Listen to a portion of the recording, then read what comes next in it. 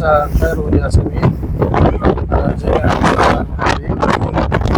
رحلتنا السياحية في البسفور.